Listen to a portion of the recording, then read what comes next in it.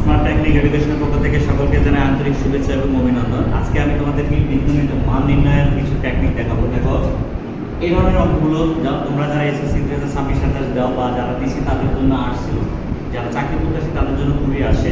এই এমসিকিউগুলো খুবই ইম্পর্টেন্ট। দেখো, যদি x to the power 4 plus 1/x to the power 4 equal 194 হয়, তাহলে x প্লাস 1/x এর মান কত?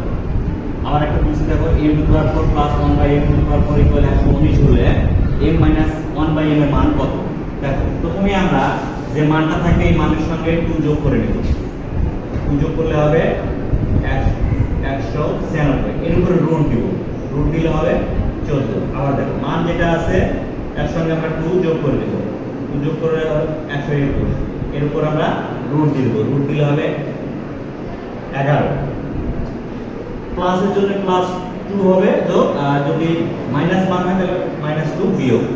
প্লাস মান হলে প্লাস, অর্থাৎ সূত্রে প্লাস হবে, আর যদি মাইনাস হয় তাহলে 2 মাইনাস হবে। এটা মাইনাস করলে হবে 9, এটা প্লাস করলে হবে 16। এরপরে এর উপর রুট দিয়ে দেব। রুট দিলে হবে 3, রুট দিলে হবে 4। তাহলে এর মান, এর অ্যানসার হচ্ছে 4 আর এটা হচ্ছে 3। আশা করি তোমরা সকলেই বুঝে গেছো। ধন্যবাদ সকলকে।